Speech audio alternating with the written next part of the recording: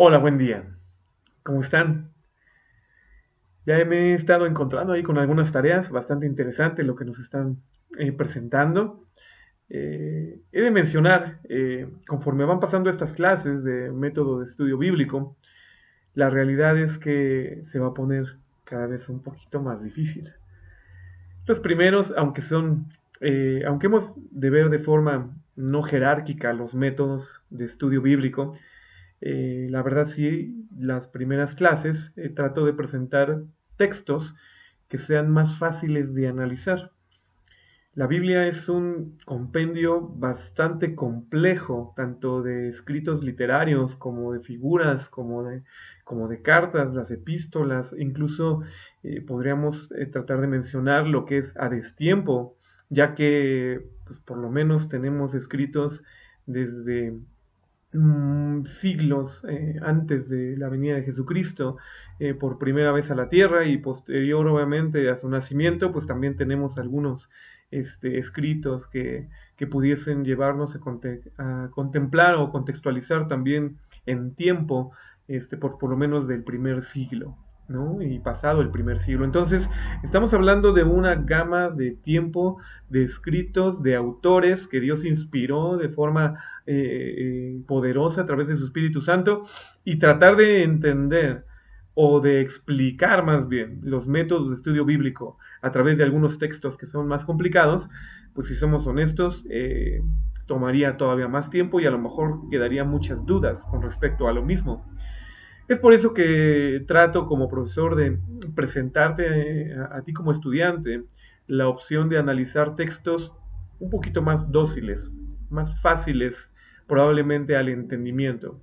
Aunque también, como lo pudimos ver en la clase y las lecciones pasadas con respecto a el método inductivo, pues aunque es un texto propio de Jesús y que debería de tener un entendimiento muy simplista, pues pudimos de alguna manera también analizar que no siempre es así, que la persona que lo está interpretando, la persona que lo está analizando, a veces le da connotaciones superiores a lo que el texto está diciendo o incluso pues de forma fantasiosa empieza a divagar, como se dice alguna vez en cuestión de literaturas, en cuestión de ideas, persigue conejos que nunca existieron en el texto. Por eso es esta materia y por eso es la intención de la Universidad de UCLA el poderte animar a que contextualices y contemples toda la metodología de estudio bíblico con respecto a lo que debe ser real, debe ser correcto y por lo menos darte una base fundamental, correcta de análisis y de interpretación. Queda, por supuesto, ante la expectativa de lo que tú desees creer también, porque independientemente de que tenemos un solo maestro, según nos lo dice mismo Jesús en el Evangelio de Juan, y ese maestro es el Espíritu Santo, Él nos guiará a toda verdad. La realidad es que a veces como humanos, como seres humanos que somos, decidimos guiarnos a otras verdades. Y de ahí entonces que existen, soy franco, soy sincero, no pretendo ir en contra de ello, mas sin embargo, yo creo fielmente que Dios no diseñó las denominaciones, Dios no diseñó las sectas, Dios no diseñó las religiones. Eso el hombre lo ha diseñado porque cree estar por encima de la ley, por encima de la palabra de Dios y por encima obviamente del amor que nos debe unir. Pero bueno, independientemente de eso, bienvenido a tu tercer lección. El día de hoy vamos a comenzar con lo que es la segunda explicación, o más bien la explicación del segundo método presentado en esta clase, es el método analítico. Pero nuevamente, antes de agarrar filo y comenzar de una manera fuerte con este análisis de método, ¿por qué no hacemos una oración? Inclinemos el rostro. Dios, te damos muchas gracias porque el día de hoy nos permites nuevamente grabar esta lección a los estudiantes de la Universidad Cristiana de las Américas. Gracias Dios porque sé que desde antes de que hayamos empezado a estudiar esta clase, tú ya has preparado a los estudiantes, ya has preparado a los profesores, en mi caso ya me has preparado para poder discernir, para poder analizar, para poder incluso escoger las enseñanzas que tú deseas sean transmitidas, Dios. Por eso, a través de esta oración, pongo en tus manos y dependo completamente de ti para que tú seas el que expliques, para que tú seas el que analices, para que tú seas el que expongas tu palabra al fin, desde un principio y al final. Es tu palabra, es tu lección la que ha de ser impartida y Dios, simplemente somos tus instrumentos. Úsanos como tales, Dios. Permite, Señor, también que los estudiantes estén despiertos, atentos, y que tu Espíritu Santo también les dé la verdad o los principios que han de ser reflejados a través de tu palabra en esta lección, Dios. En el nombre de Cristo Jesús, te amamos y te bendecimos. Amén y amén. Bueno, comencemos entonces. Para esta lección decidí también usar un texto fácil, un texto base. Vamos a estar pensando y analizando la primera carta a Timoteo en el capítulo número 1. Ahorita voy a leerla, pero primero te voy a explicar un poco qué es lo que vamos a hacer y cómo vamos a explicar el método analítico. Primero que nada, ¿qué es el método analítico? El método analítico, así como lo dice por definición esta palabra, análisis, analítico, comprende en desmenuzar el texto. El tratar de tomar un compendio grande de párrafo o de párrafos de una porción bíblica y de ahí entonces empezarlo a desmenuzar. Me gusta mucho el método analítico porque podríamos decir que es como que un compendio sumativo al método inductivo, como lo vimos las lecciones pasadas. El método analítico es muy sencillo de entender, pero también por eso puedo decir que es sumativo. No pretendo que con el método analítico se entienda perfectamente la porción o las porciones bíblicas que se analicen a través con este método. Más bien a través de este método puedes ir sumando y añadiendo comprensión y análisis a lo que has venido estudiando o lo que pretendas estudiar en un futuro. El método analítico, nuevamente, como lo dice por definición en su origen, el término griego análisis significa descomposición. En este estudio en particular lo que se hace es desmenuzar, separar, no tanto palabra por palabra, pero sí expresión por expresión y párrafo por párrafo de las partes de un pasaje con el fin de arribar o tratar de entender lo que sería el significado o la intención de lo que el autor o el escritor quiso dar a entender en esa porción bíblica. Obviamente, así como vimos, del método inductivo tiene un opuesto que es el método deductivo.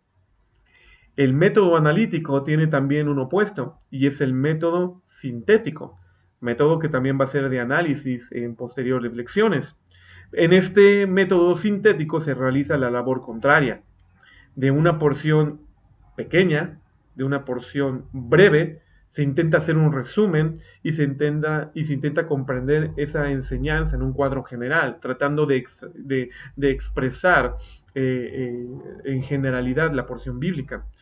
Entonces, ¿qué hemos de hacer con el método analítico? Hemos de tomar una porción grande de pasajes, de párrafos, de un mismo libro bíblico, de un mismo texto bíblico, y de ahí entonces es que desmenuzando y masticándolo de a poco, trataremos de darle de organización al texto, trataremos también de darle una estructura, y a través de esa estructura y de esa organización trataremos de generarle observaciones para tratar de ver específicamente para qué.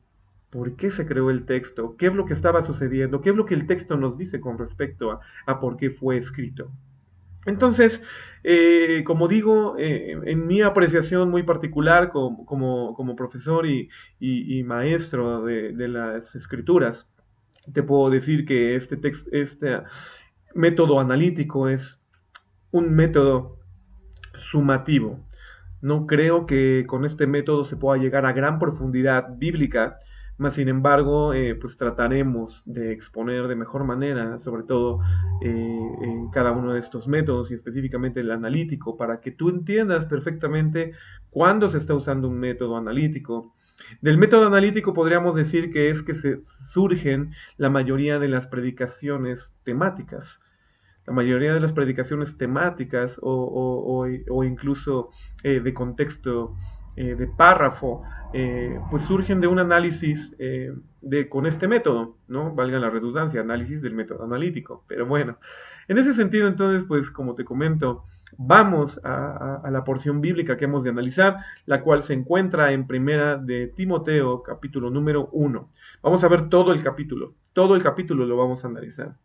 Pero primero, como es propio, por lo menos de mí como profesor, vamos a tratar de ir repitiendo constantemente cuáles son estos pasos del método analítico para que tú los tengas frescos, para que tú los tengas presentes, para que los tengas fuertes. Digo, no quería recordarlo tanto, pero creo que te lo grabaste así. El método inductivo tiene ¿qué? Tiene observación, tiene interpretación y tiene aplicación. Y dentro de la observación vimos algunas características, dentro de la interpretación vimos otras características y dentro de la aplicación también. De la misma manera vamos a tratar de resumir en 3 pasos este método analítico. El primer paso es el examen estructural. Tratar de ver cómo está organizado el texto bíblico. Y de la mejor manera posible tratar de presentar esa reorganización o esa organización del texto. Por ende, esto nos llevará inmediatamente, porque es un paso que conecta el 1 con el 2, y dice que el segundo paso es el bosquejo del contenido. Inmediatamente tú estés organizando el texto y lo estés separando, si se puede, o desmenuzando, te presentará una organización sistemática. Es decir, cómo van apareciendo las ideas, a qué se refieren las primeras ideas, con qué contexto, esas situaciones, nos dará un tipo bosquejo.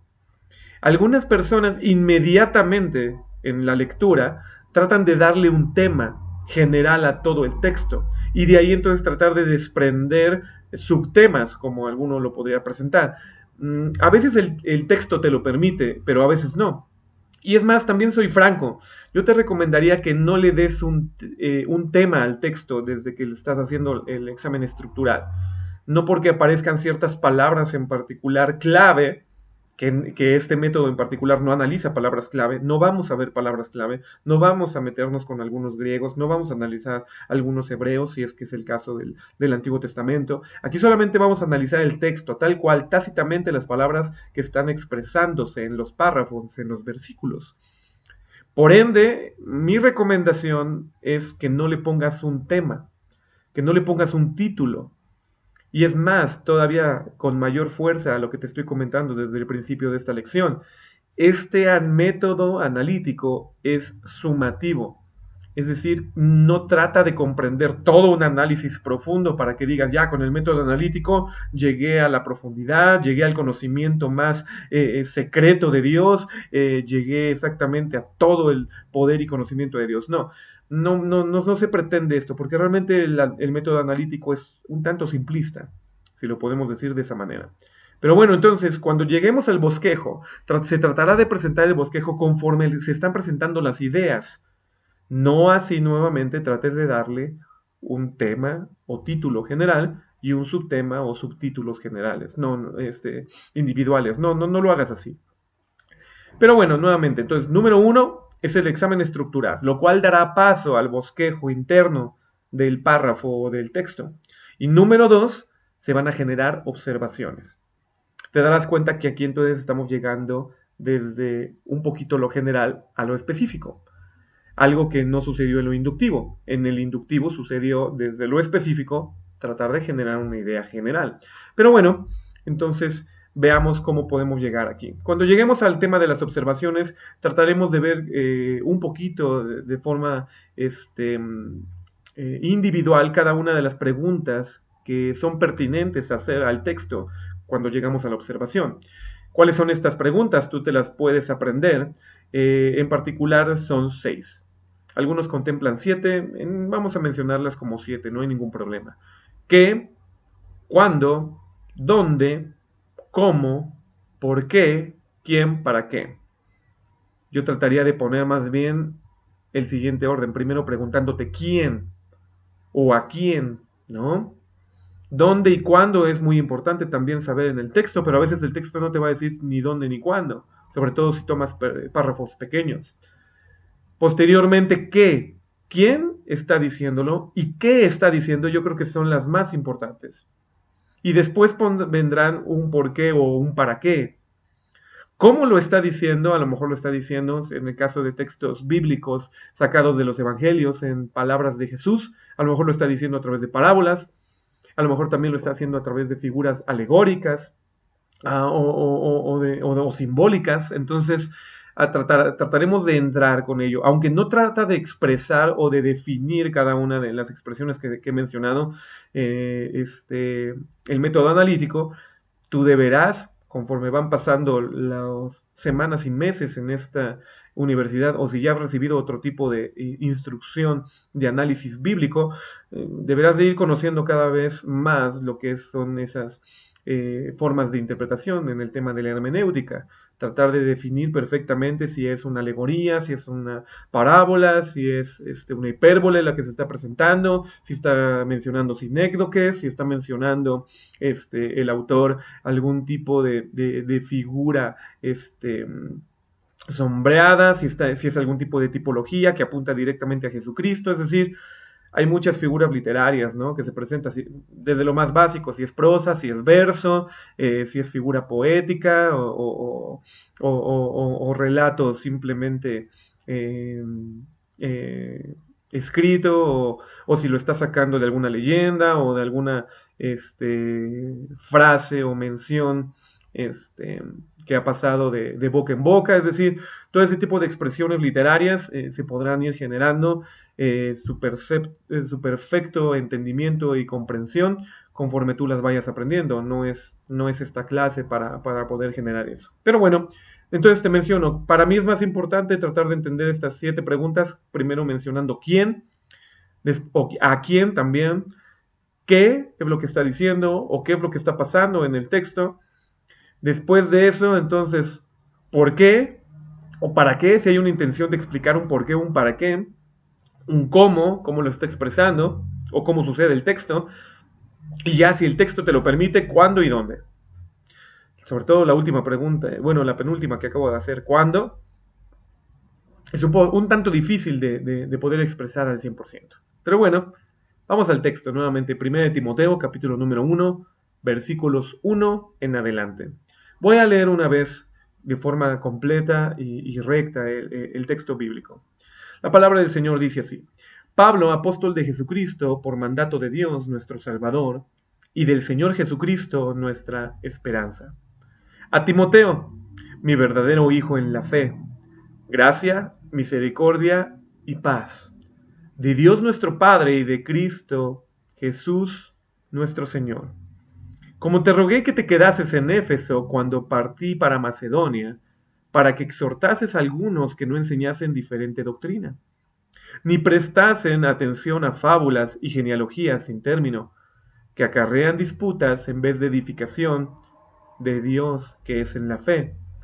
Así te encargo esto ahora, pues el fin de todo mandamiento es el amor de corazón puro y de buena conciencia y de fe no fingida, de lo cual, desviándose algunos, se apartaron a vanas palabrerías, queriendo ser doctores de la ley, sin entender ni lo que hablan ni lo que afirman. Pero sabemos que la ley es buena, si uno la usa legítimamente. Sabiendo esto, que la ley no es puesta para el justo, sino para los injustos y desobedientes, para los impíos y pecadores, para los malos y profanos, para los parricidas y matricidas, para los homicidas, para los fornicarios, para los sodomitas, para los secuestradores, para los mentirosos y pérjuros, y para cualquier otra cosa que sea contraria a la sana doctrina, según el glorioso evangelio del Dios bendito, que a mí me ha sido encomendado. Y doy gracias al que me fortaleció, a Cristo Jesús nuestro Señor, porque me tuvo por fiel, poniéndome en el ministerio, habiendo yo sido antes blasfemo y perseguidor e injuriador, mas fui recibido a misericordia, porque lo hice por ignorancia e incredulidad. Pero la gracia de nuestro Señor fue más abundante con la fe y el amor que es en Cristo Jesús, palabra fiel y digna de ser recibida por todos, que Cristo Jesús vino al mundo para salvar a los pecadores, de los cuales yo soy el primero. Mas por esto fui recibido a misericordia, para que Jesucristo mostrase a mí el primero toda su clemencia, para ejemplo de los que habían de creer en él para vida eterna. Por tanto, al Rey eterno, inmortal, invisible, al único sabio Dios, sea honor y gloria por siempre jamás. Amén. Este mandamiento, hijo Timoteo, te encargo, para que conforme a las pasadas profecías acerca de ti, milites por ellas la buena milicia, reteniendo la fe y buena conciencia, la cual desechando algunos, naufragaron en cuanto a la fe, de los cuales son Himeneo y Alejandro, los cuales entregué a Satanás para que aprendan a no blasfemar. Palabra del Señor. Bueno, como te expongo, voy a tratar de enfocarme. A veces mi mente corre demasiado, ya con la práctica y sobre todo con el anhelo de sacar cada vez más contenido y más profundidad del pasaje. Voy a tratar de frenarme un poco en esa intención porque, como te digo, el texto pues nos ha de referir solamente lo que sea analizable con respecto al método ¿qué? Analítico, que comprende entonces estructura o reorganización del texto, generación de un bosquejo y posteriormente observaciones. Hasta ahí nada más. No nos va a dar mucho más, solo hasta ahí. Bueno, si analizamos entonces el primer paso, es cómo organizarías tú este texto bíblico. Entre el el versículo número 1 y el versículo número 20, nos presenta una gama de ideas bastante interesantes a mencionar. Sobre todo si contemplas los últimos versículos 18, 19, 20, que mencionan frases interesantes. Lo voy a decir así, frases interesantes. ¿Por qué es fácil este documento también? Porque nos está presentando algo que en las observaciones va a ser fácil de contestar. Pero bueno, primero, nuevamente, no me salto pasos. Vamos al paso número 1. Vamos a tratar de organizar este texto. En el versículo número 1 hay una persona que se está presentando. En este caso, ¿quién es?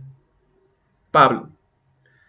Pablo, ahorita no vamos a decir quién era, no vamos a decir de dónde salió, no vamos a mencionar porque siempre es difícil, yo sé que es difícil, sobre todo si eres ya pastor, si eres ya ministro, si eres ya una persona también que ha estudiado bastante o ha leído bastante la palabra de Dios y tiene cierto conocimiento contextualizado a la generalidad de la Biblia.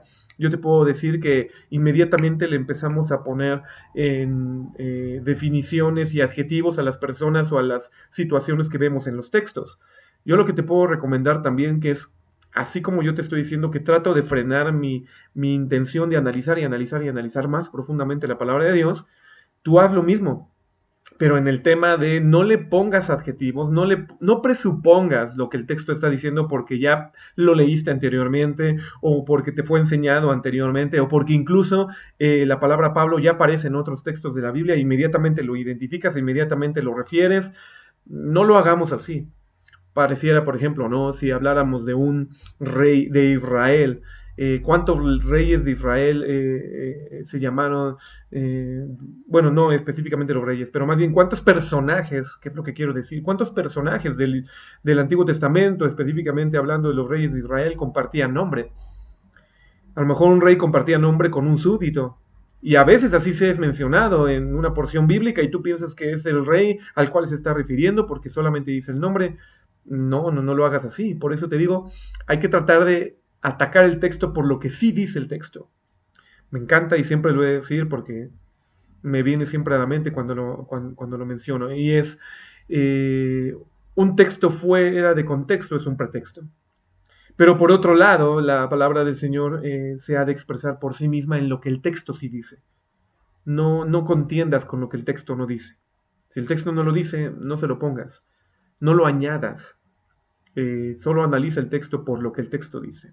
Bueno, entonces aquí hay un personaje interesante, un tal Pablo, el cual se describe en el versículo número 1 como apóstol de Jesucristo, y en esa intención como apóstol tú has de pues simplemente entenderlo así.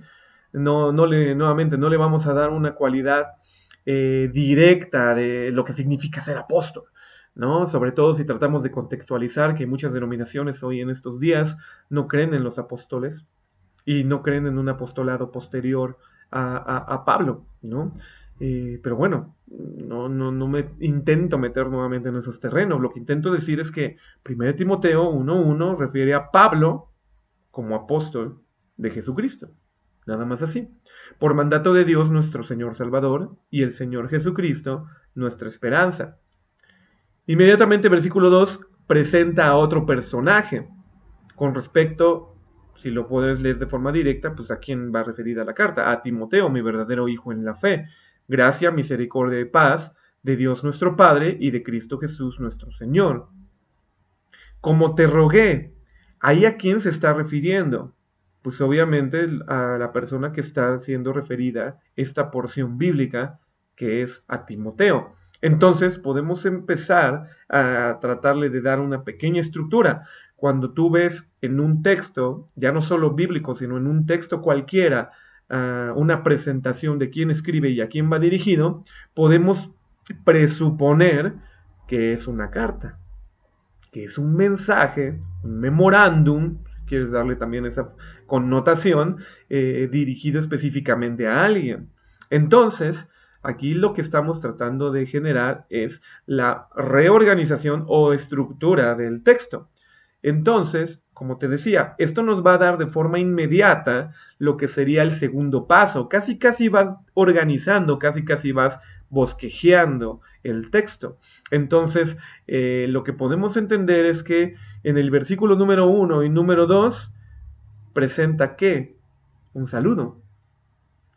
Ahora sí que es el inicio de la carta, si lo puedes ver así, ¿no? Entonces, algunos en esa organización a lo mejor podrían pensar como hoy, bueno, hoy ya no nos llega así, ¿no? Lo voy a explicar en esos dos tenores. Por ejemplo, anteriormente, porque probablemente tú ya no vives esto en tu vida, anteriormente, por lo menos unos 30 años atrás de la fecha 2016-2017 que estamos por comenzar, los mensajes que eran enviados de forma escrita llegaban a nosotros a través del correo. Hoy todavía existe ese correo. Todavía escuchas el silbatito del cartero que te está enviando cartas, te está dando esos dentro de un sobre, ¿no? Podríamos decir entonces, en ese sentido, que el versículo número 1 y 2 tienen una connotación de organización, número 1 del emisor y número 2 del receptor. Número 1 de a quién va de quién escribe o el remitente, y número 2 el destinatario, ¿no? A quién va dirigida la carta o la porción de texto. A veces yo tenía un padrino, se llamaba René, y me encantaba porque él siempre que visitábamos su casa, como que era esa casa, él no era tan grande, pero como que era esa casa de abuelito, con curiosidades. Entonces yo llegaba a su casa y tenía de repente un plato que venía de España, o a lo mejor una medallita que venía de Berlín, Alemania, y porque viajaba mucho en el mundo. Y de todos los amigos que hacía en el mundo, de todas las amistades que conocía en el mundo, de vez en cuando le enviaban postales.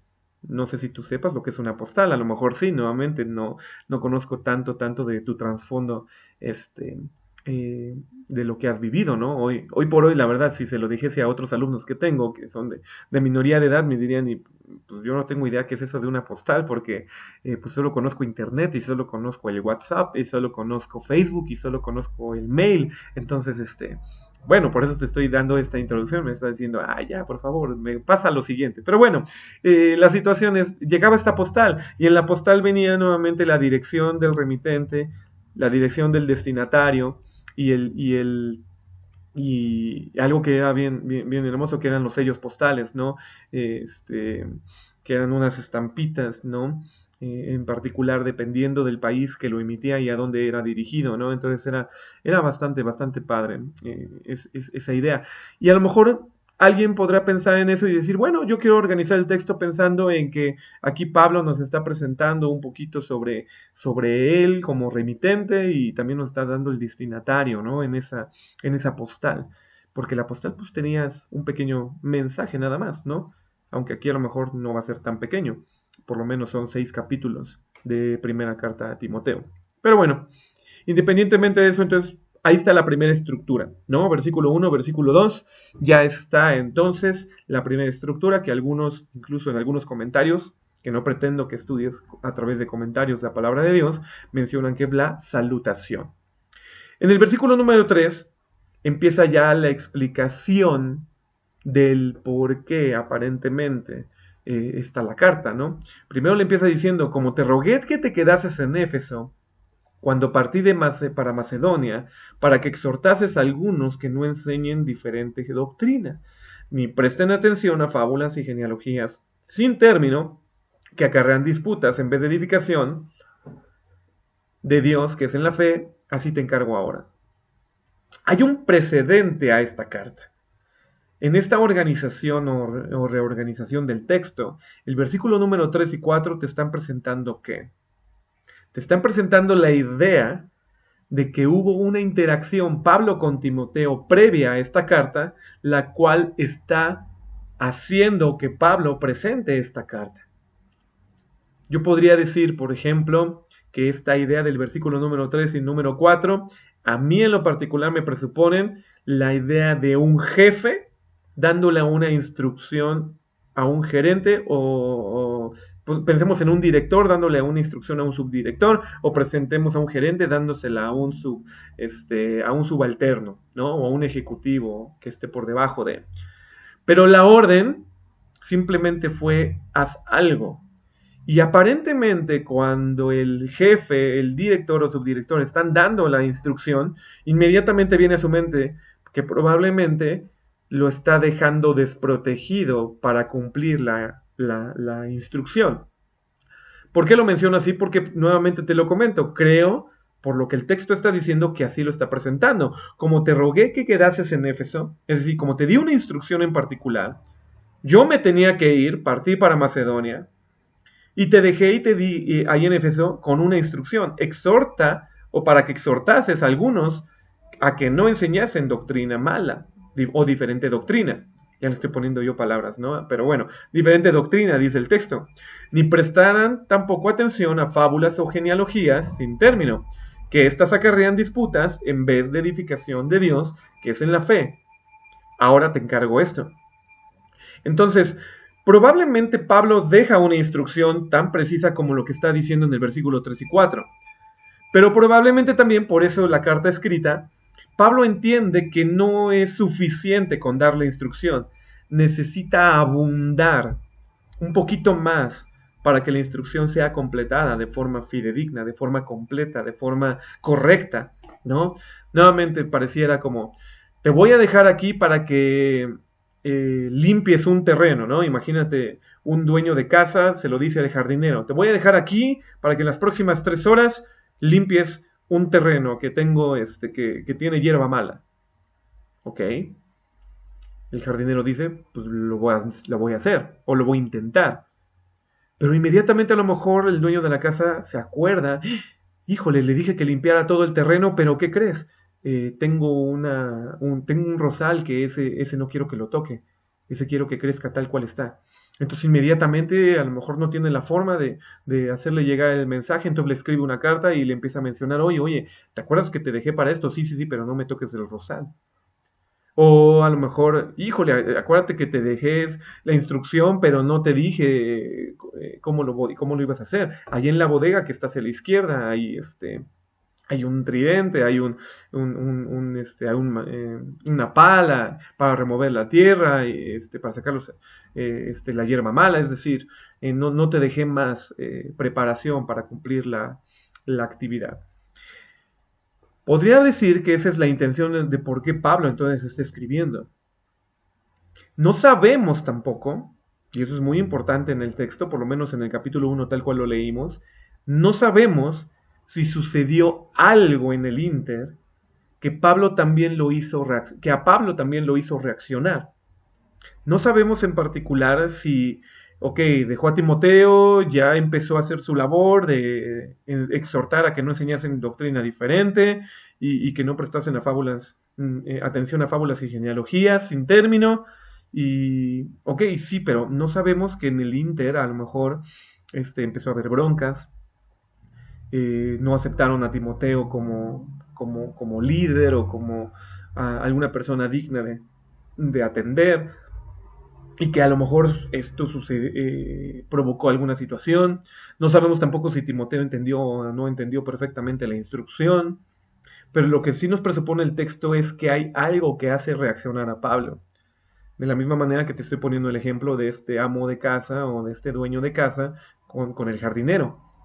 Si hay una segunda recomendación o si hay una segunda intervención, el dueño de la casa con el jardinero, para ayudarle a hacer la obra, es porque probablemente la primera instrucción o no fue clara o no fue completa. O en el proceso algo sucedió que necesitaba mayores condiciones de explicación o de herramientas para poder cumplir con la obra, con el mandato, con el encargo que se le está haciendo. Entonces, esto sí lo podemos inferir un poquito y por eso darle una connotación de estructura. En el versículo número 3 y 4, Pablo explica la instrucción que dejó a Timoteo. Pablo recuerda, o más bien no explica, Pablo recuerda la instrucción de lo que él le rogó que hiciera a Timoteo en Éfeso, ¿no? Algo que también presupone es que Pablo tenía que partir. Probablemente, no lo explica el texto, pero probablemente no, Pablo debió haberse quedado más tiempo. Y de ahí a lo mejor la expresión de te rogué no era tanto de tu agrado y tampoco del mío, pero te ruego que te quedes. No sé, lo estoy empezando a dejar ahí al aire, ¿no? Vamos nuevamente entonces a lo que el texto sí nos está comentando y lo que podemos empezar a reorganizar. Como te rogué que te quedases en Éfeso cuando partí para Macedonia, para que exhortases a algunos, versículo 4, ni presten atención a fábulas y genealogías sin término y todo lo que termina diciendo, te encargo ahora. Entonces, te encargo ahora cierra la idea escrita. Así te encargo ahora encapsula un poco esos dos versículos y por eso podemos dar entonces paso número 2 dentro del bosquejo, dentro de esta organización que estamos analizando, como que el segundo apartado. Primer apartado lo vimos, versículo 1 y 2, todo lo que tenga que ver con el saludo, la connotación. Versículo 3 y 4, la explicación, a lo mejor, si lo quieres ver así, del por qué la carta, ¿no?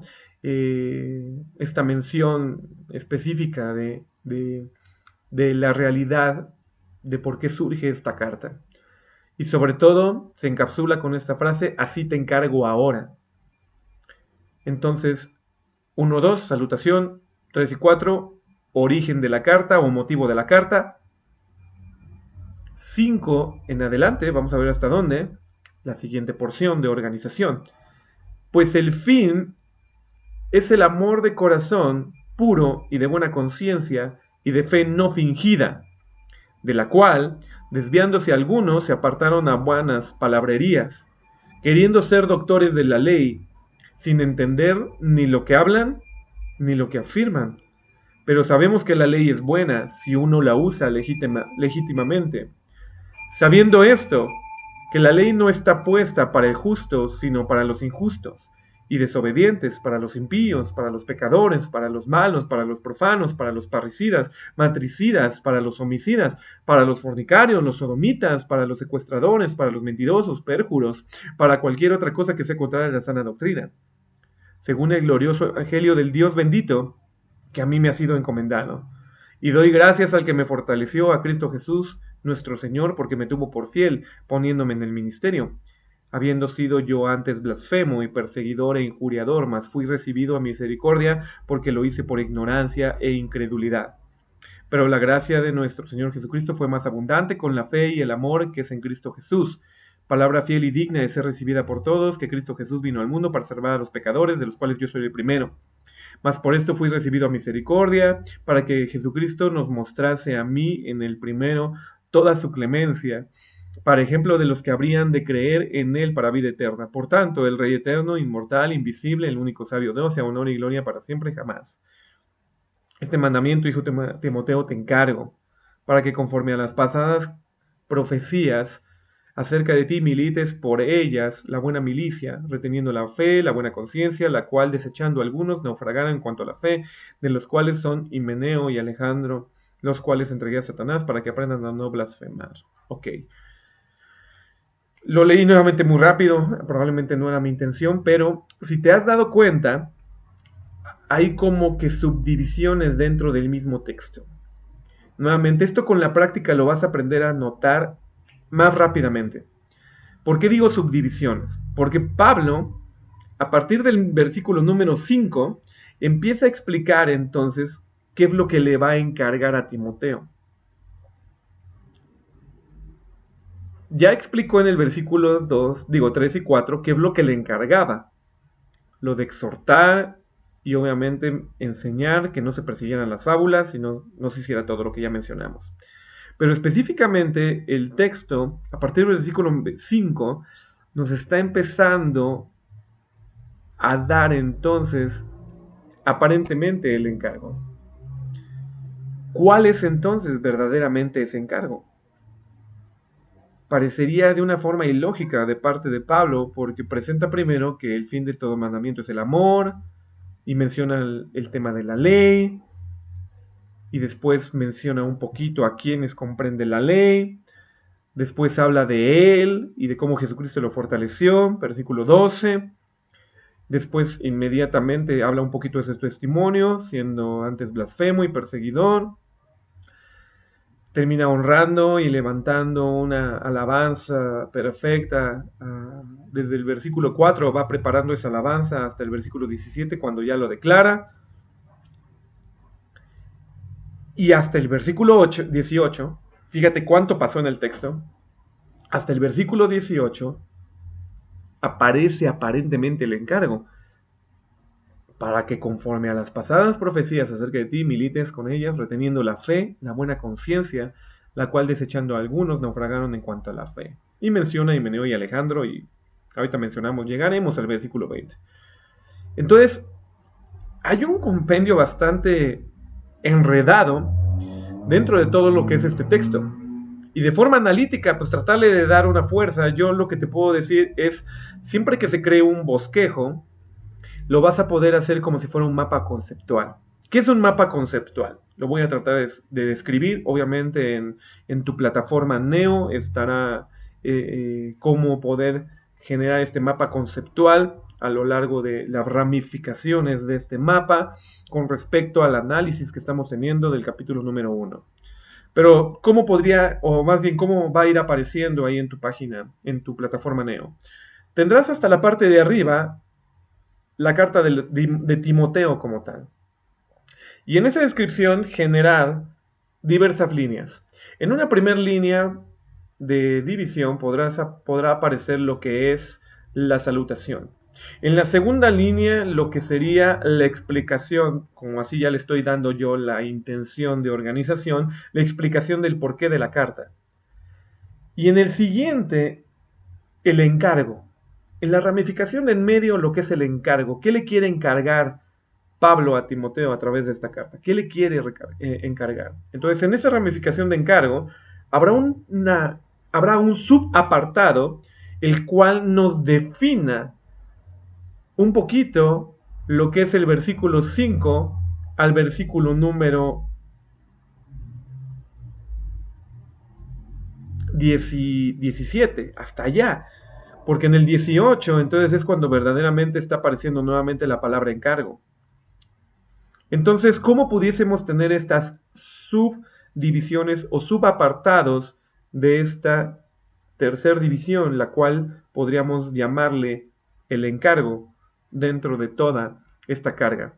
Digo, esta primer capítulo de la carta. Podrían empezar así las subdivisiones. Primero, explicación de la ley. Y dentro de la explicación de la ley, inmediatamente una subdivisión que nos mencione ¿para quién es la ley? Yo lo podría poner de esa manera más franca y más sencilla, porque así lo está presentando. El fin de toda la ley es el amor. Es el amor de corazón puro, dice versículo 5, y de buena conciencia y de fe no fingida. Entonces, lo primero que está hablando en ese sentido es el fin de todo mandamiento, el fin de toda ley, se presenta a través del amor. Pero sí te tengo que decir, aparentemente le está diciendo ahí a Pablo a Timoteo, que hay personas que se apartaron de ese amor, que se apartaron de esa finalidad de la ley, que se apartaron de esa buena conciencia, de esa fe no fingida, y que probablemente, aquí es donde entra lo que te explicaba en de los versículos 3 y 4, probablemente Pablo ya infiere que no dejó preparado a Timoteo para que entendiera a qué tipo de personas tiene que exhortar y a qué tipo de personas tiene que reconvenir con respecto a la mala doctrina que están empezando a seguir o que ya están siguiendo. Entonces les dice, ok, Pablo en el versículo 6 empieza a explicar, bueno, las personas que se están desviando de esta ley, que se están apartando a estas vanas palabrerías, queriendo ser doctores de la misma, ni siquiera han podido entender lo que hablan ni lo que afirman. Entonces, nuevamente, el compendio de la estructura de lo que Pablo está encargando es una explicación también de lo que se va a encontrar ahí a esa gente, a quien va de alguna manera dar el encargo de parte de Pablo, ¿no? Entonces, de repente, Pablo ya empieza a decirle, bueno, Timoteo, si lo puedo poner parafraseado, mira, quiero que te des cuenta que estás entre gente que se está desviando del amor de corazón, de una buena conciencia y de la fe no fingida. Se están desviando del propósito fundamental de la ley, se están desviando del amor. Ellos mismos entonces, queriendo ser doctores y presuponer mucha palabrería, pues ni siquiera la entienden y no saben lo que afirman. Y después Pablo trata de explicarle a Timoteo que la ley no es mala, que la ley tiene un propósito. Y dice, por eso creo el versículo 8, pero sabemos que la ley es buena, si uno la usa legítimamente. Entonces, nuevamente, en este apartado de organización, podríamos gestar algo bien sencillo. Ya te expliqué. Al principio, carta a Timoteo. Así la puedes poner. Capítulo número 1, salutación o saludo. La segunda, que comprende versículo 1, versículo 2. Después, versículo 3 y versículo 4, que comprende el motivo de la carta. El porqué, el origen de alguna manera de la carta. Las motivaciones de Pablo, por qué escribirlas, ok, con el título que tú quieras. Y número 3, puedes poner el encargo. Y dentro del encargo, puedes poner una subdivisión que diga explicación del tema de la ley. En el versículo 5, 6, 7 y 8, específicamente puedes pensar en qué es la ley y cuál es el propósito de la ley. A mí me aparece en mi mente que pudiese tener esa organización. Versículo 5, 6, 7 y 8. Bueno, a lo mejor el 7 no, pero entre esos versículos del 5 al 8 nos está explicando entonces qué es la ley o definición de la ley, si lo quieres ver así. En otro apartado, entonces, de esa misma subdivisión del encargo y de lo que es el tema de la ley, podrás poner una subdivisión que diga ¿para quién es la ley? Y en esa subdivisión, entonces, podrías poner que esta ley en particular no es para el justo, sino para los injustos y desobedientes. Y entonces ahí vas acomodando cada uno de los versículos en esa subdivisión y te va creando entonces una manera más estructurada a la vista de cómo está hecha o hecho este primer capítulo. Desde el versículo, nuevamente, para ver si no nos perdemos. En la tercera división, para mí, aparece lo que sería la descripción del encargo. Pero en el ínter que está diciendo el encargo Pablo, o le está recordando el encargo Pablo, para mí aparece esta explicación de lo que es la ley. Entonces aparece una subdivisión que quiere decir, o que se mencionaría como la ley. Posterior a esa subdivisión que dice como la ley, inmediatamente se presenta ¿qué? Se presenta la idea de que el mismo Pablo reconoce que hay personas que se están desviando en esas palabrerías y que ya les tiene esa connotación de que no están persiguiendo el fin de todo mandamiento, que es el amor, y que queriendo ser doctores de la ley sin entender lo que hablan, no entienden ni lo que hablan ni lo que afirman. Entonces, esa tercera opción te permitiría probablemente usar el versículo 6 y 7 para referirse a aquellos que se apartan de la ley. Algunos se quieren volver doctores, pero están apartados de ella porque no entienden el propósito del amor. Y por otra subdivisión, versículo 5 y versículo 8, ya si lo quieres ver más franco, que te explica qué. Te explica a la ley, qué es la ley, qué comprende la ley. La ley, o más bien el fin de la ley, es el amor, la buena conciencia, la fe no fingida. También nos dice el versículo 8, la ley es buena, pero específicamente si uno la usa legítimamente. Entonces, ahí podría estar la descripción o la presentación de esta nueva organización, aparentemente. Bueno, no nueva, más bien de esta organización que estamos tratando de extraer del capítulo número 1. A partir del versículo número 9, nos menciona entonces también características de la ley. Pero aquí pudiese ser otro subapartado. ¿Para quién es la ley? No es para el justo, es para injustos, desobedientes y ya todo lo que dice específicamente hasta el versículo número 10.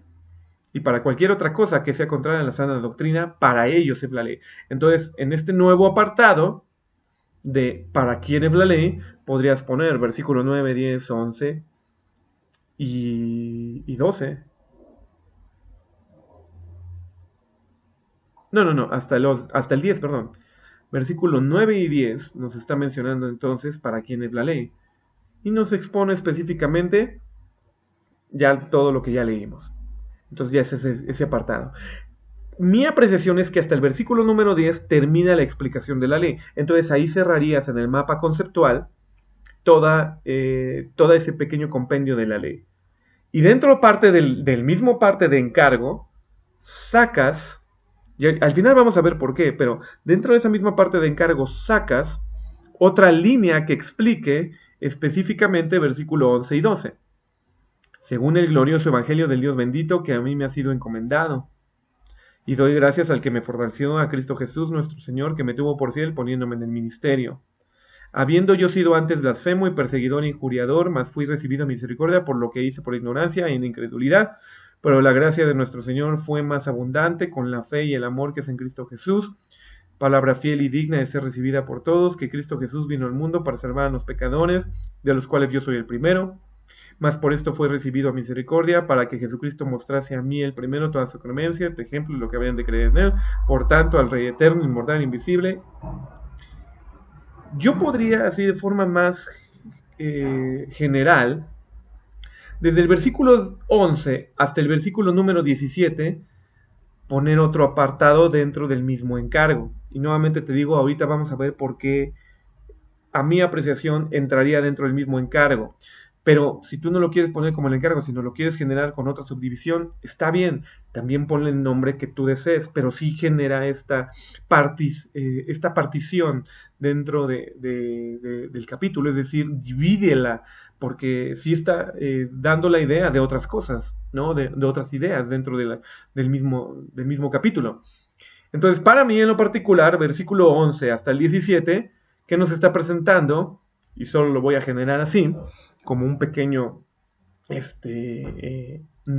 nombre o idea que lo centralice, ¿qué es el ministerio? O simplemente ministerio, y específicamente ¿de quién? De Pablo. ¿Por qué?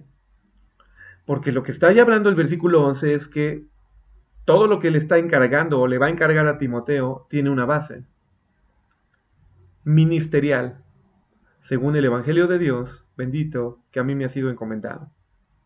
Entonces, específicamente, Por eso te lo dije, dentro de encargo, a mi apreciación, de forma general, nos está presentando que dentro de la rama encargo viene la línea de lo que sería el ministerio de Pablo, o ministerio, no en ese sentido. Un ministerio que tiene como base el Evangelio de Dios y que le ha sido encomendado esa base, ese Evangelio, a Pablo. Entonces, versículo 11 tiene otra subdivisión dentro de la línea ministerio que comprende dentro de la línea encargo. Ministerio, entonces, para mí, versículo 11, la base es el Evangelio de Dios y que le ha sido encomendado a Pablo. Dentro de ese ministerio, otra subdivisión nos presenta entonces un pequeño testimonio de Pablo, para no ser tan meticulosos, un pequeño testimonio de Pablo, el cual desde el versículo 12 hasta el versículo número 14, bueno, no, desde el 16, del versículo 12 al 16 nos presenta ese testimonio. Entonces, ¿cómo lo dice? Dice, él mismo da gracia porque Jesucristo lo fortaleció para ese ministerio y lo tuvo por fiel para el ministerio. Entonces, testimonio de Pablo, Jesús lo fortalece y lo tuvo por fiel, habiendo sido antes blasfemo y perseguidor e injuriador, mas fui recibido a misericordia por lo que hice por ignorancia e incredulidad. Aquí nos presenta Pablo el previo, el antes de Jesucristo. Entonces también pudiese tener una ramificación ahí. Antes de Jesucristo, versículo 13. Habiendo sido antes blasfemo y perseguidor e injuriador, y entonces ya se menciona ahí. Nuevamente, la gracia de nuestro Señor fue más abundante y fue el amor en Cristo Jesús. Aquí está dentro del testimonio de lo que Cristo ha hecho por Pablo. Entonces, versículo 12 y 14 parte de lo mismo, lo que Jesucristo ha hecho para él al haberle puesto al ministerio. Aquí nos habla específicamente del Evangelio que nos está hablando el versículo número 11. El versículo número 15 dice que ese Evangelio es palabra fiel y digna de ser recibida por todos, que Cristo Jesús vino al mundo a salvar a los pecadores, de los cuales Él es el primero, Pablo es el primero, o al menos él dice eso. Mas por esto fui recibido a misericordia, nuevamente testimonio de Pablo, para que Jesucristo mostrase en mí, el primero, toda su clemencia, para ejemplo de los que habrían de creer en Él, en vida eterna. Nuevamente testimonio de lo que Jesucristo ha hecho, mostrando esa misericordia, ¿no? Versículo 17, por tanto, en parte de lo que sería el ministerio, por eso dentro de la misma línea, hay un reconocimiento de Dios y de honor y gloria para Dios. Yo creo que es muy importante. Este mandamiento, y ahí es donde termina, perdón, versículo 17, entonces toda la concepción de lo que sería ministerio. Algunos lo pudiesen definir, dependiendo cómo escojan los versículos, el antes del ministerio de Pablo, antes de Jesucristo, al ser llamado el ministerio Pablo, posterior a Jesucristo, de ese ministerio en Pablo, y qué es el ministerio. En esas tres cosas lo pudieses encapsular rápidamente. Y dentro de qué es el ministerio, pues entonces la base es del ministerio, que es el Evangelio, ¿no? Según lo leímos en el versículo número 11, según el glorioso Evangelio bendito que a mí me ha sido encomendado. Entonces, el Evangelio es la base del ministerio, según lo que estamos viendo como estructura, ¿no? De lo que nos da esta carta. Ok,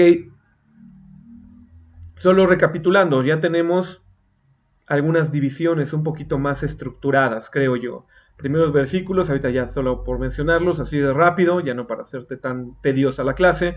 Versículos primeros, salutación. Versículos segundos, el motivo, a quién es referida la carta, específicamente hablando de Timoteo. Versículos siguientes, el motivo de la carta. Hablando específicamente también de lo que es la ley, en otro apartado en particular, que sería el encargo como tal, y posterior al encargo, las subdivisiones que vimos con respecto a la ley, con respecto a quienes se están apartando de ella, y para quienes es la ley, todo lo que vimos. Siguiente apartado, según después del encargo, entonces lo que sería el ministerio, y las ideas que rápidamente sacamos como subtemas dentro del ministerio es el antes del ministerio, antes de Jesucristo, el posterior a Jesucristo y las bases del ministerio que es el Evangelio, ¿no? Como base también podríamos decir que es pues, reconocimiento del Rey eterno, de nuestro Dios poderoso. A Él sea honor y gloria por los siglos de los siglos. Amén. La última porción de este capítulo nos está presentando, versículos 18, 19 y 20, ideas bastante interesantes. Entonces voy a tratar de presentar solamente en este pequeño bosquejo, ya que estamos empezando a generar como mapa conceptual, la idea pues generalizada de lo que estamos queriendo lograr, ¿no? Lo que se tocaría con respecto al versículo número 18 es parte del encargo. Este mandamiento, hijo Timoteo, te encargo para que conforme a las pasadas profecías acerca de ti milites por ellas la buena milicia. ¿Cuál es el mandamiento? Pablo no lo está diciendo tácitamente, pero podemos sacar de las expresiones de todo lo que hemos leído que Timoteo necesita regresar a las bases del Evangelio. Necesita entender nuevamente para qué lo dejó Pablo en Éfeso. Necesita seguir exhortando y a lo mejor, presuponiendo, aunque no lo dice textualmente este primer capítulo, necesita arrepentirse de él mismo, empezar a caer en malas doctrinas y seguir esas fábulas y genealogías y entrar en disputas que no llevan a nada. Necesita llegar a lo básico, ¿no? Entonces, ese es el mandamiento. Ese es el mandamiento que Pablo le está dando a Timoteo, y eso es lo que le encarga. De ahí presupone entonces todo lo que Pablo explicó. Por eso yo lo pongo dentro del encargo, porque nos está dando luz de lo que Pablo quiere decir con respecto a ese encargo entre el versículo 3 y 4.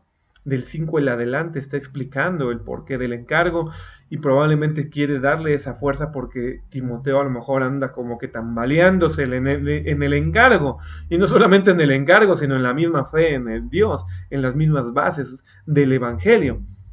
Por otro lado, le recuerda a Timoteo que no solamente tiene ese encargo, sino que tiene otro encargo más fuerte.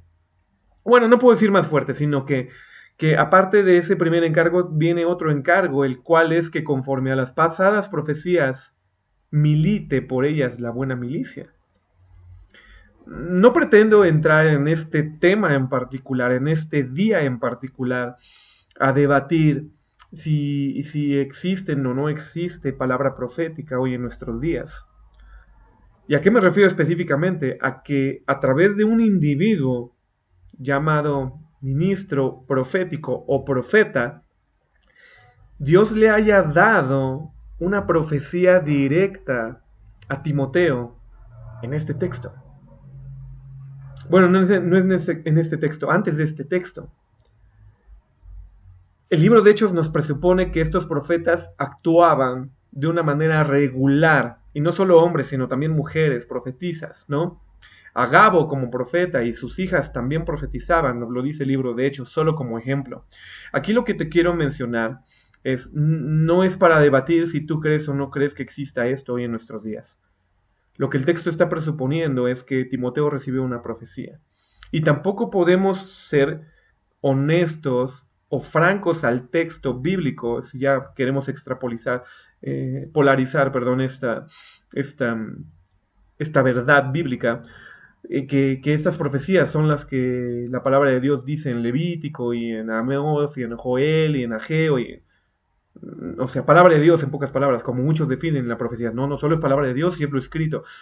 Pues sí, pero aquellos les reto en amor y en bendición, aquellos que creen que no existen profetas hoy en nuestros días, o que estas profecías no vino de un profeta avalado por el Señor en esos tiempos en particular, a lo mejor como Agabo, no estoy diciendo que sea Agabo, pero a lo mejor como él, o como el caso de Elías o Eliseo, que funcionaron en el Antiguo Testamento en sus tiempos. Para aquellos que no crean eso, yo sí expongo este texto en particular solamente para dejarles ahí la duda, mencionándoles: no hay ningún texto antiguo antes del libro de Hechos que hable sobre Timoteo. Hay mucho de Jesucristo, por supuesto, hay mucho de, por ejemplo, hay un texto que hablaba de Josías, ¿no? En el libro de Reyes, explicando que Josías nacería y que Josías estaría, y cuando refieren a su nacimiento dicen, este es el niño que nació, y ok, sí, pero de Timoteo no. Entonces no podemos decir específicamente que estas profecías del versículo número 18 sean bíblicamente escriturales. Bíblicamente en el sentido de que provienen de parte de Dios, sí, pero no escriturales. Debemos de dejar en el tintero, y solo en el tintero en esta clase, porque no pretende analizarlo, porque el texto no lo dice, que Timoteo simplemente recibió profecías. Y que con respecto a esas profecías, Pablo le insta y le anima a que regrese al camino si es que está desviado, por algo el te encargo, por algo la recomendación. Yo siempre he pensado que cuando hay una recomendación es porque lamentablemente no se están haciendo las cosas como se deberían de hacer.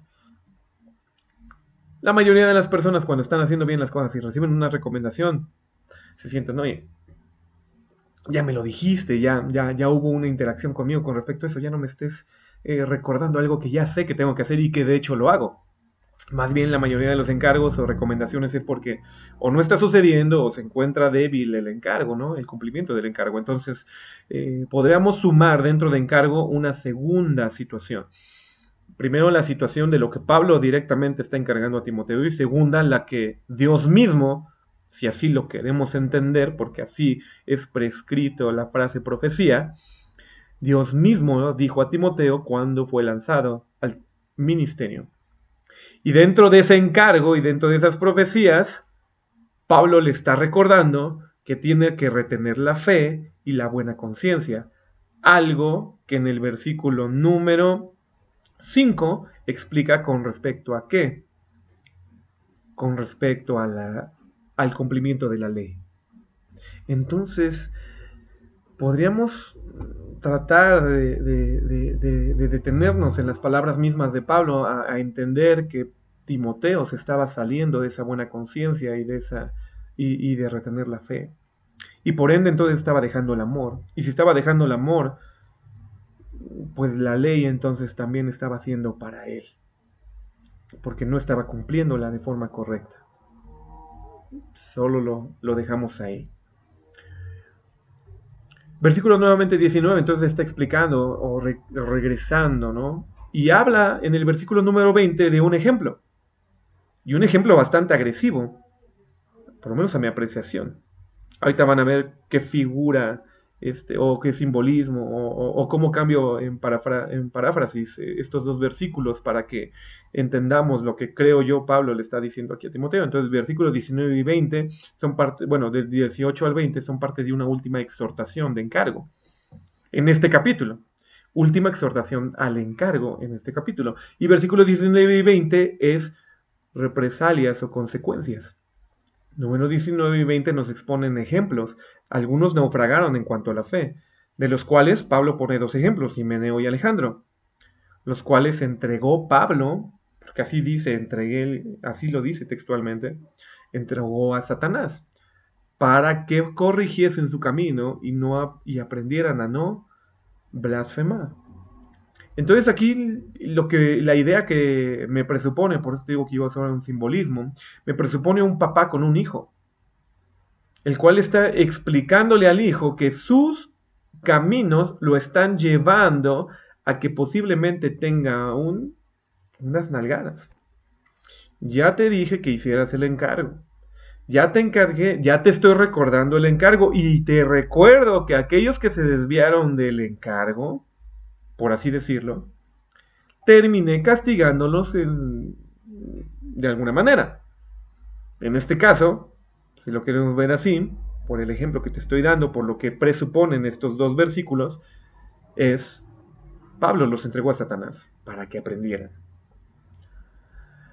Hay muchos conceptos que de repente se empezarán a desprender de estos tres versículos. Estos tres versículos, la verdad, mi amado, te lo digo, y amados estudiantes, se los digo de corazón, son muy complicados teológicamente hablando.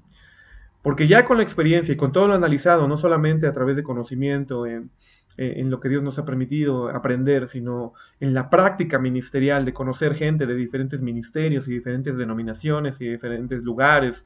En ese sentido, te puedo decir, es radical a veces lo que se cree con respecto a Dios, radicalmente opuesto. Muchos, como ya lo tocamos en el versículo 18, no creen en profecías, muchos sí, y otros las manipulan. Es decir, es otro tema, complicadísimo, la verdad, como para tratarlo el día de hoy específicamente, a la luz solamente de ese versículo 18. Pero peor tantito, hay mucha gente, aún incluso no solo cristianos, sino literalmente en todo el mundo, que no creen que Dios castigue. Y como no creen que Dios castigue, entonces no lo suman a su concepción teológica con respecto a Dios.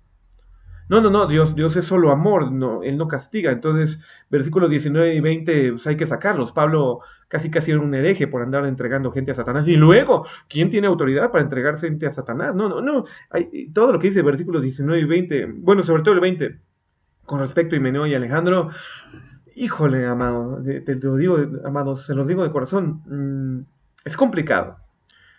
Pero lo único que podemos presuponer por lo que estamos viendo en este análisis, en este método analítico, es que versículos 19 y 20 está viendo una explicación de que puede haber una consecuencia al no cumplir con el encargo. Entonces podríamos poner en ese último apartado el último encargo, que es referente a las profecías, o recordas... Pablo le recuerda a Timoteo de ese encargo que también tenía conforme a las profecías. Y 19 y 20, Pablo es enérgico al mencionar, si no hay cumplimiento del encargo, va a haber nalgaditas. ¿Cómo lo deseas poner? Yo ya te lo voy a exponer, te lo voy a poner ahí en la plataforma Neon para que veas todo este desarrollo en particular, ¿no?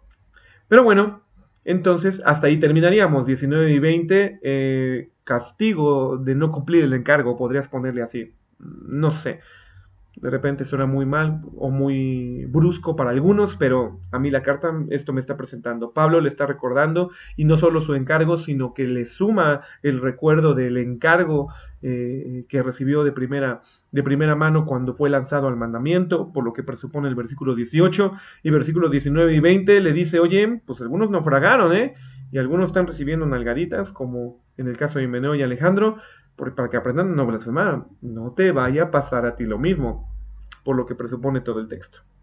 Si tú tienes alguna idea diferente con respecto a lo que podía presuponer en el texto, con toda confianza, házmelo saber en tu tarea o a través de un comunicado, conforme como nos comunicamos comúnmente, ¿no? Estudiante, maestro, estudiante. Pero ahí está más o menos entonces la estructura de todo el capítulo número 1. Con esto terminamos ¿qué? Terminamos el capítulo número 1 en cuestión de llegar al bosquejo. En el tema de observación va a ser más fácil. Fíjate, ya estamos terminando la lección del día de hoy. ¿Por qué? Porque como te decía, si del 1 pasamos al 2 de una manera muy natural y rápida, del 2 al 3 también de una manera muy significativa. El bosquejo te va a presentar entonces qué preguntarle al texto. Si hiciste un buen bosquejo, si hiciste una buena presentación. Entonces, vamos a las preguntas famosas. Si ya tienes tan fresco como yo en este momento lo que acabamos de ver, entonces, ¿quién o quiénes están presentados en este análisis? Primero, pues quien escribe aparentemente la carta, un tal Pablo, apóstol de Jesucristo, versículo 1. ¿Para quién? Pues para Timoteo, su hijo o verdadero hijo en la fe. Posteriormente, entonces preguntamos, bueno, ¿cuándo lo escribió?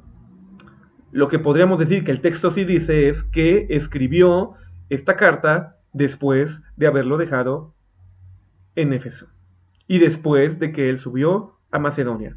En algún momento en particular, pero ahí. Ok. ¿Dónde lo escribió? Eso sí no lo dice, no nos dice si fue exactamente en la carretera rumbo a Macedonia o fue en su hotel, ¿no? Mientras estuvo ahí ya predicando, no nos dice nada de eso, ¿no? Entonces, lo que sí nos presupone es, ¿por qué? Pues porque Pablo probablemente estaba alarmado. y quería recordarle a Timoteo acerca del encargo. ¿Para qué? Pues para recordarle el encargo.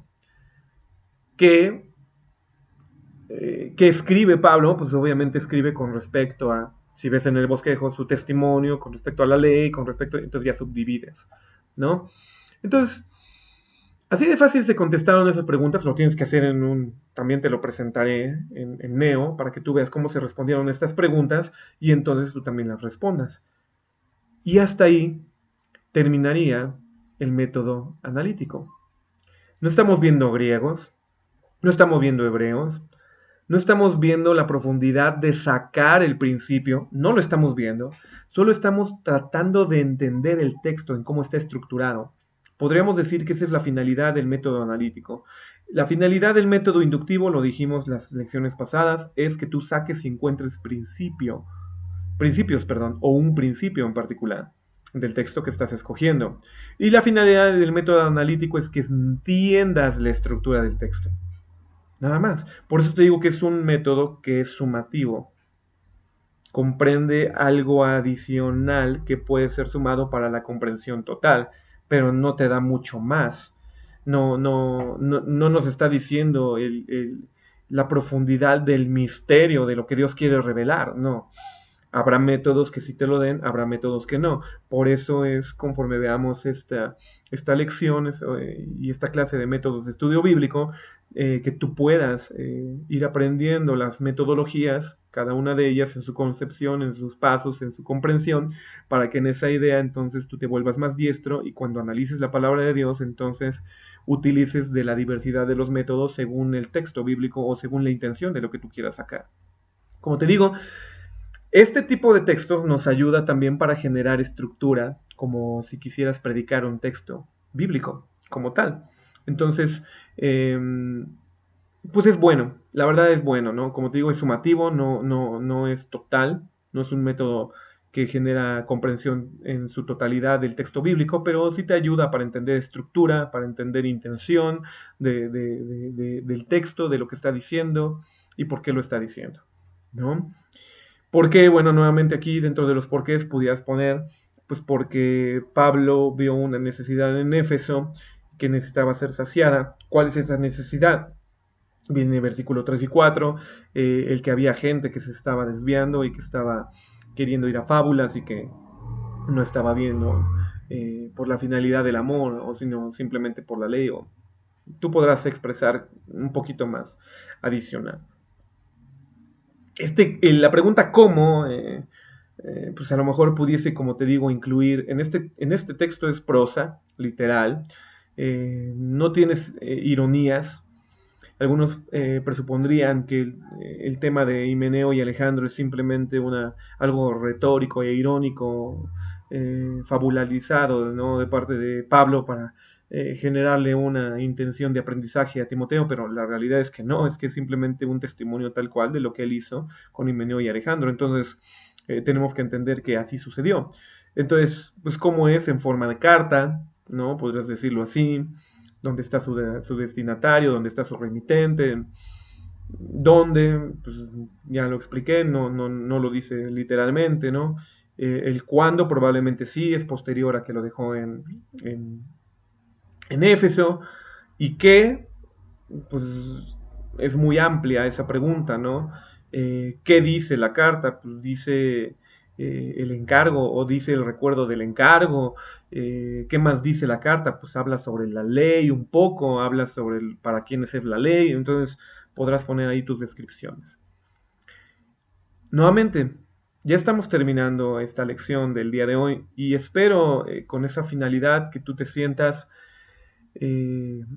pues bendito en que Dios se ha expresado de alguna manera diferente el día de hoy con respecto a su palabra. A lo mejor ya habías leído primera carta a Timoteo y el primer capítulo y simplemente había pasado desapercibido todas estas connotaciones de lo que estamos haciendo. Por eso el el método analítico te permite entonces jerarquizar o más bien generar una estructura. Una estructura que no depende de si la Biblia que tienes tiene divisiones de párrafos o divisiones por título. No tiene nada que ver con eso. Es más, te recomiendo que no lo hagas. usa Biblias que no tengan, hay Biblias así, quita Biblias, o más bien, no quita Biblias, sino usa Biblias que no tengan estos subtítulos o estas abreviaciones a los capítulos. Usa Biblias que tengan nada más el puro texto. Biblias electrónicas te pueden ayudar mucho en eso, ¿no? O copia todo el texto nada más y pégalo y así hace el desarrollo. Va a ser más dócil, más fácil que lo ataques así. Por ende, tampoco uses comentarios, tampoco uses, algunas Biblias tienen en el apartado de la derecha o de la izquierda apreciaciones en comentario o descripciones de lo que el texto está diciendo. No te bases en nada de eso, para que entonces sea más dócil y más fácil y más franco tu confrontación frente al texto. Bueno, solo queda entonces dejarte la tarea. Nuevamente, si queda alguna duda, algún comentario o expresión, pues estamos en comunicación. Puedes hablar con nosotros a través del correo, a través de la plataforma Neo, a través de las diversas formas que manejamos, ¿no? En videoconferencia, cuando nos veamos al final de la semana en esta interacción. Por ende, entonces, como te digo, se quedará la tarea. La tarea es hacer lo que hicimos el día de hoy, de subdividir y crear el bosquejo. Bueno, obviamente con ese primer paso, primero reorganiza el texto, después crea su bosquejo y observa, pregúntale y contesta estas 7 preguntas del texto. ¿A qué? Al capítulo número 2 de esta hermosa carta, primera carta a Timoteo. Entonces tu tarea es hacer lo que hicimos ahorita en la lección, específicamente para el capítulo número 2. Nos vemos entonces, Dios mediante, en la siguiente lección, en donde veremos el capítulo número 3 de la palabra de nuestro Dios, de 1 de Timoteo. Y pues sin más que decirte, que Dios te bendiga. Muchas gracias.